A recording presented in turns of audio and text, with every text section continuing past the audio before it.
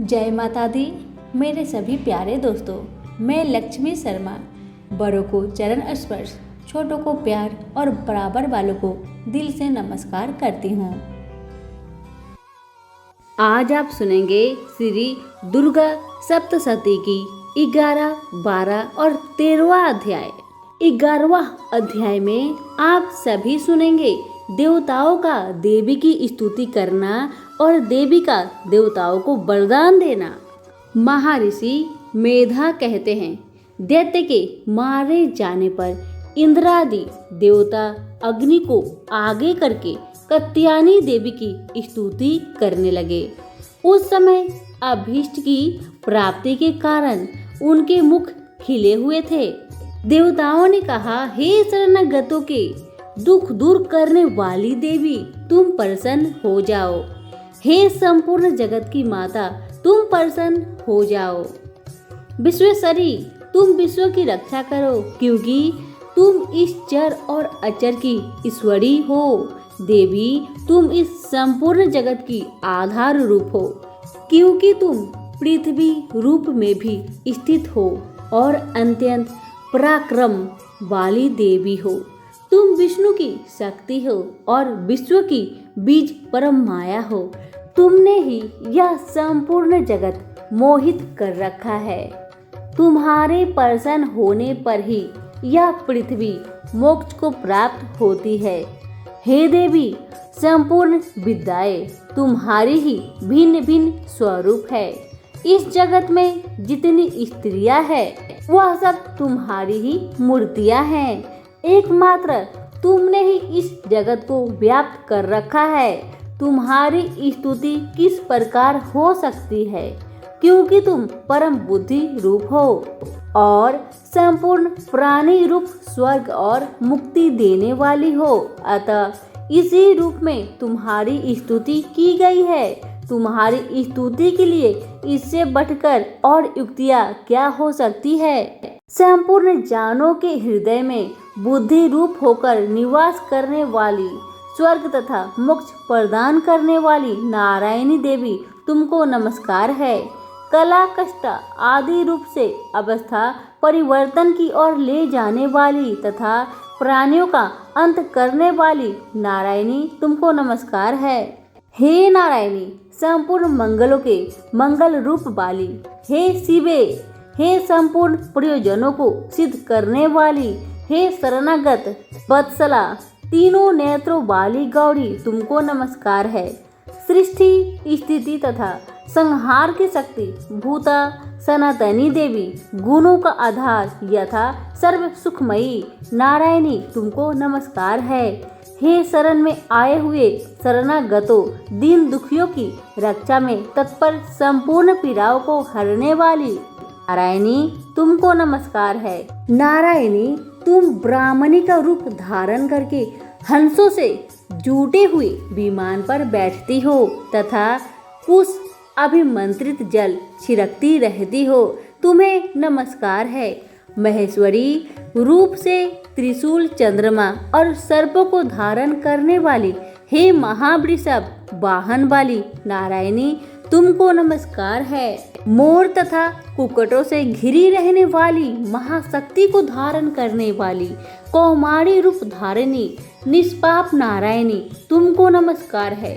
शंख चक्र गदा और साग्र धनुष रूपा आयुधों को धारण करने वाली वैष्णवी शक्ति रूप नारायणी, तुम हम पर प्रसन्न हो जाओ, तुम्हें नमस्कार है।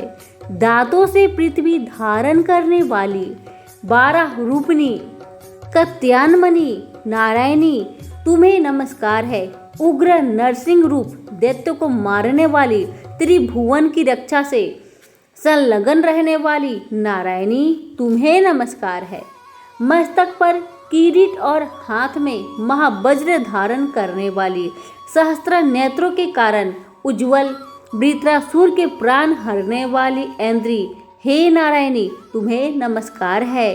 हे शिवदूती स्वरूप से दैत्य की महासेना को नष्ट करने वाली है, घोर रूपी वाली, हे महाशब्द वाली, हे नारायणी, तुमको नमस्कार है।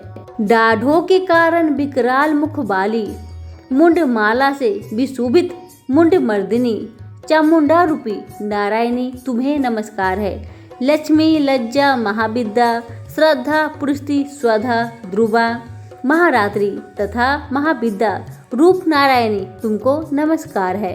मेधा, सरस्वती, सर्वोत्कृष्ट ऐश्वर्य रूपिणी ब्राह्मणी, तामसी, नियंता तथा इंसा रूपिणी नारायणी तुम्हें नमस्कार है। सर्व स्वरूप सर्वेश्वरी सर्वशक्ति युक्त हे देवी हमारी भय से रक्षा करे तुम्हें नमस्कार है। हे कात्यायनी तीनों नेत्रों से भूषित यह तेरा सौभ्य मुख सब तरह के डरों से हमारी रक्षा करे नमस्कार है। हे भद्रकाली ज्वालाओं के समान भयंकर अति उग्र और संपूर्ण असुरों को नष्ट करने वाला तुम्हारा त्रिशूल हमें भयों से बचाए तुमको नमस्कार है। हे देवी जो अपने शब्द से इस जगत को पूरित करके दैत्य के तेज को नष्ट करता है वह आपका घंटा इस प्रकार हमारी रक्षा करे जैसे कि माता अपने पुत्र की रक्षा करती है।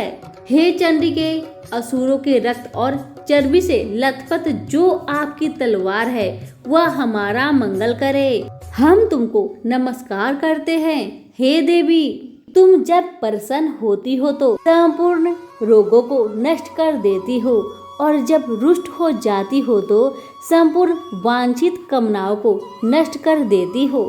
जो मनुष्य तुम्हारी शरण में आते हैं उन पर कभी विपत्ति नहीं आती बल्कि तुम्हारी शरण में गए हुए मनुष्य दूसरों को आश्रय देने योग्य हो जाते हैं। अनेक रूपों से बहुत प्रकार की मूर्तियों को धारण करके दस धर्म द्रोही असुरों के तुमने संहार किया है वह तुम्हारे सिवा और कौन कर सकता था। चतुर्दश विद्याओं शस्त्र शास्त्र और 4 वेद तुम्हारे ही प्रकाश से प्रकाशित है उनमें तुम्हारा ही वर्णन है और जहाँ राक्षस विषैले सर्प शत्रुगण है वहाँ और समुद्र के बीच में भी तुम साथ रहकर इस विश्व की रक्षा करती हो। विश्वेश्वरी तुम विश्व का पालन करने वाली विश्वरूपा हो इसलिए संपूर्ण विश्व को धारण करती हो। इसलिए ब्रह्मा विष्णु महेश की वंदनीय हो। जो भक्ति पूर्वक तुमको नमस्कार करते हैं वह विश्व को आश्रय देने वाले बन जाते हैं। हे देवी तुम प्रसन्न हो जाओ और असुरों को मारकर जिस प्रकार हमारी रक्षा की है ऐसा ही हमारे शत्रुओं से सदा हमारी रक्षा करती रहो।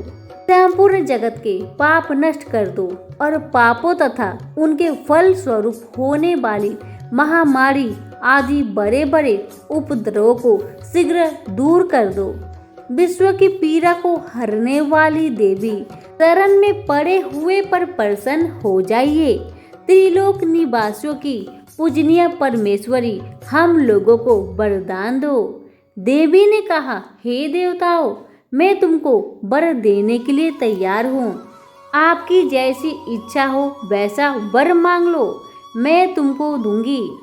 देवताओं ने कहा हे सर्वश्री त्रिलोकी निवासियों की समस्त पीड़ाओं को तुम इस प्रकार हरती रहो और हमारे शत्रुओं को इसी प्रकार नष्ट करती रहो। देवी ने कहा स्वतः मनवंतर के 28वें युग में 2 और महाअसुर शुभ और निशुभ उत्पन्न हो गए। उस समय में नंद गोप के घर में यशोदा के गर्भ से उत्पन्न होकर विंध्याचल पर्वत पर शुभ और निशुभ का संहार करूंगी। फिर अत्यंत भयंकर रूप से अवतीर्ण होकर मैं बेप्रचित नामक दानव का नाश करूंगी। उन भयंकर महाअसुरों को भक्षण करते समय मेरे दांत अनार के पुष्प के समान लाल होंगे। इसके पश्चात स्वर्ग में देवता और पृथ्वी पर मनुष्य मेरी स्तुति करते हुए मुझे रक्त दंतिका कहेंगे।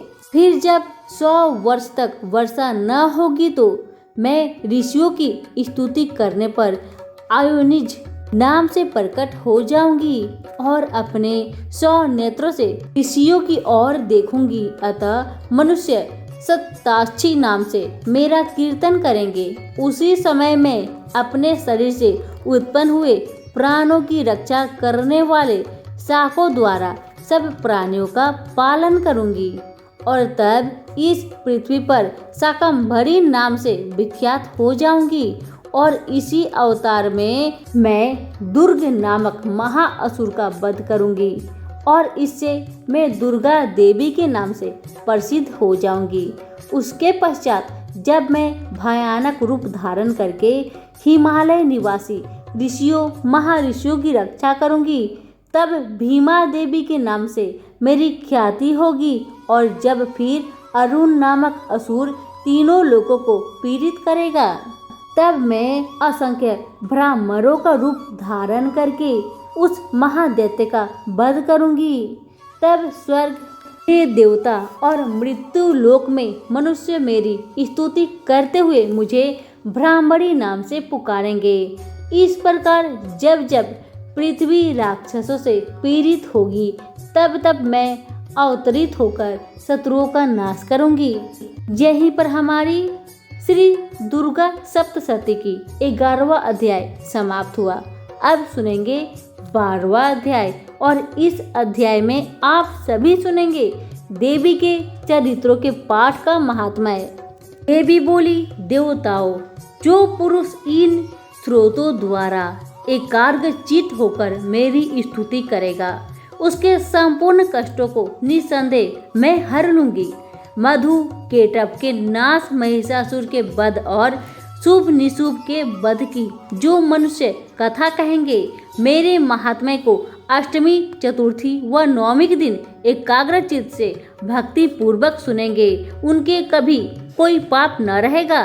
पाप से उत्पन्न हुई विपत्ति भी उनको न सताएगी, उनके घर में दरिद्रता न होगी और उनको किसी प्रकार का कोई भी भय नहीं रहेगा। इसलिए प्रत्येक मनुष्य को भक्ति पूर्वक मेरे इस कल्याण कारण महात्म्य को सदा पढ़ना और सुनना चाहिए। यह महात्म्य महामारी से उत्पन्न हुई संपूर्ण उपद्रव को व 3 प्रकार के उत्पातों को शांत कर देता है।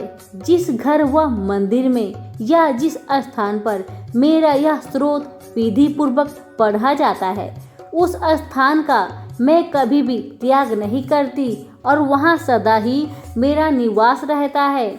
बलिदान, पूजा, होम तथा महाउत्सव में मेरा यह चरित्र उच्चारण करना तथा सुनाना चाहिए। ऐसा हवन या पूजन मनुष्य चाहे जानकर या बिना जाने करे, मैं उसे तुरंत ग्रहण कर लेती हूँ। और शरद काल में प्रत्येक वर्ष जो महापूजा की जाती है, उसमें मनुष्य भक्ति पूर्वक मेरा यह महात्म्य सुनकर सब विपत्तियों से छूट जाता है और धन धान्य तथा पुत्र आदि से संपन्न हो जाते हैं।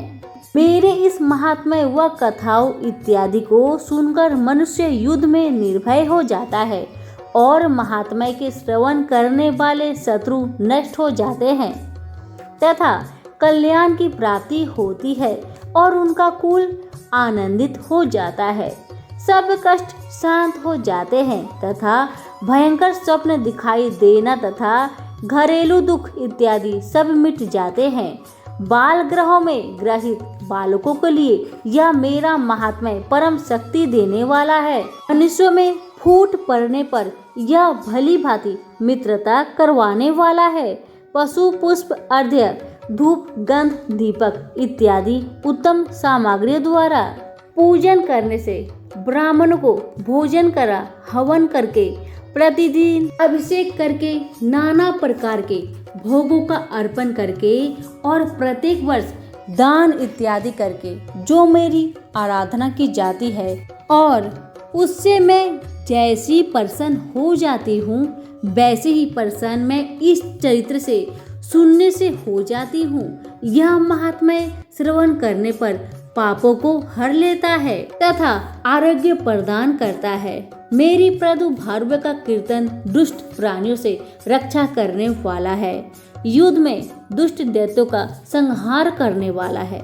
इसके सुनने से मनुष्य को शत्रुओं का भय नहीं रहता। हे देवताओं, तुमने जो स्तुति की है अथवा ब्रह्मा जी ने मेरी स्तुति की है, वह मनुष्य को कल्याणकारी बुद्धि प्रदान करने वाली है। वन में सुने मार्ग में अथवा दवा नल से घिरे जाने पर, वन में चोरों से घिरा हुआ या शत्रुओं द्वारा पकड़ा हुआ अथवा जंगल में सिंहों से, व्याघ्रों से या जंगली हाथियों द्वारा पीछा किया हुआ राजा के क्रोध हो जाने पर, मारे जाने के, समुद्र में नाव के डगमगाने पर, भयंकर युद्ध में फंसा हुआ होने पर, किसी प्रकार की पीड़ा से पीड़ित, घोर बाधाओं से दुखी हुआ मनुष्य मेरे इस चरित्र को स्मरण करने से संकट से मुक्त हो जाता है। मेरे प्रभाव से सिंह, चोर या शत्रु इत्यादि दूर भाग जाते हैं और पास नहीं आते। महर्षि ने कहा, प्रचंड पराक्रम वाली भगवती चंडिका यूं कहने के पश्चात सब देवताओं को देखते ही देखते अंतर ध्यान हो गई और संपूर्ण देवता अपने शत्रुओं के मारे जाने पर पहले की तरह यज्ञ भाग का उपयोग करने लगे और उनको अपने अधिकार फिर से प्राप्त हो गए तथा युद्ध में देवताओं के शत्रुओं शुभ व निशुभ के देवी के हाथों मारे जाने पर बाकी बचे हुए राक्षस पाताल को चले गए। हे राजन, इस प्रकार भगवती अंबिका नित्य होती हुई बार बार प्रकट होकर इस जगत का पालन करती है, इसको मोहित करती है, जन्म देती है और प्रार्थना करने पर समृद्धि प्रदान करती है। हे राजन, भगवती की महाप्रलय के समय महामारी का रूप धारण करती है और वही संपूर्ण ब्रह्मांड में व्याप्त है और वही भगवती के समय समय पर महाकाली महामारी का रूप बनाती है और स्वयं अनजन्मा होते हुए भी सृष्टि के रूप में प्रकट होती है। वह सनातनी देवी प्राणियों का पालन करती है और वही मनुष्य के अभ्युदय के समय घर में लक्ष्मी का रूप बनाकर स्थित हो जाती है तथा अभाव के समय दरिद्रता बनकर विनाश का कारण बन जाती है।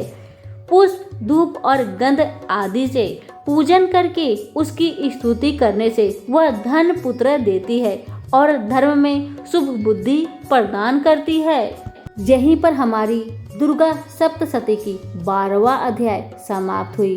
अब आप सुनेंगे 13वां अध्याय और इस अध्याय में सुनेंगे राजा सूरथ और वैश्य को देवी का वरदान। महर्षि मेधा ने कहा, राजन, इस प्रकार देवी के उत्तम महात्म्य का वर्णन मैंने तुमको सुनाया। जगत को धारण करने वाली इस देवी का ऐसा ही प्रभाव है। वही देवी ज्ञान को देने वाली है और भगवान विष्णु की इस माया के प्रभाव से तुम और यह वैश्य तथा अन्य विवेकी जन मोहित होते हैं और भविष्य में मोहित होंगे। हे राजन, तुम इसी परमेश्वरी की शरण में आओ। यही भगवती आराधना करने पर मनुष्य को भोग, स्वर्ग तथा मोक्ष प्रदान करती है। मार्कंडेय जी ने कहा, महर्षि मेधा की यह बात सुनकर राजा सूरथ ने उन उग्र व्रत वाले ऋषि को प्रणाम किया और राज्य के छीन जाने के कारण उनके मन में अत्यंत ग्लानि हुई और वह राजा तथा वैश्य तपस्या के लिए वन को चले गए और नदी के तट पर आसन लगाकर भगवती के दर्शन के लिए तपस्या करने लगे। दोनों ने नदी के तट पर देवी की मूर्ति बनाई और पुष्प, धूप, दीप तथा हवन द्वारा उसका पूजन करने लगे। पहले उन्हें आहार को कम कर दिया, फिर बिल्कुल निराहार रहकर भगवती में मन लगाकर एकाग्रता पूर्वक उसकी आराधना करने लगे। वह दोनों अपने शरीर के रक्त से देवी को बलि देते हुए 3 वर्ष तक लगातार भगवती की आराधना करते रहे। 3 वर्ष के पश्चात जगत का पालन करने वाली चंडिका ने उनको प्रत्यक्ष दर्शन देकर कहा, देवी बोली, हे राजन तथा अपने कुल को प्रसन्न करने वाले वैश्य, तुम जिस वर की इच्छा रखते हो वह मुझसे मांगो, वह मैं तुमको दूंगी, क्योंकि मैं तुम पर अत्यंत प्रसन्न हूँ। मार्कंडेय जी कहते हैं, यह सुन राजा, अगले जन्म में नष्ट न होने वाला अखंड राज्य और इस जन्म में बलपूर्वक अपने शत्रुओं को नष्ट करने के पश्चात अपना पुनः राज्य प्राप्त करने के लिए भगवती से वरदान मांगा। और वैश्य ने भी, जिसका चित्त संसार की ओर से विकृत हो चुका था, अतः भगवती से अपनी ममता तथा अहंकार रूप अवशिक्त को नष्ट कर देने वाली ज्ञान को देने के लिए कहा। देवी ने कहा, राजन तुम शीघ्र ही अपने शत्रुओं को मारकर पुनः अपना राज्य प्राप्त कर लोगे। तुम्हारा राज्य स्थित रहने वाला होगा। फिर मृत्यु के पश्चात आप सूर्य देव के अंश से जन्म लेकर स्वर्णिक मुन के नाम से इस पृथ्वी पर ख्याति को प्राप्त होंगे। हे वैश्य कुल में श्रेष्ठ, आपने जो मुझसे वर मांगा है वह आपको देती हूँ। आपको मोक्ष देने वाले ज्ञान की प्राप्ति होगी। मार्कंडेय जी कहते हैं, इस प्रकार उन दोनों को मनवांछित वर प्रदान कर तथा उनसे अपनी स्तुति सुन भगवती अंतर्ध्यान हो गई। और इस प्रकार क्षत्रियों में श्रेष्ठ वह राजा सूरत भगवान सूर्य देव से जन्म लेकर इस पृथ्वी पर स्वर्णिक मनु के नाम से विख्यात होंगे। यहीं पर हमारी श्री दुर्गा सप्तशती की 13वां अध्याय संपूर्ण हुआ। सभी प्रेम से बोले, दुर्गा मैया की जय हो। आप सभी का बहुत बहुत धन्यवाद।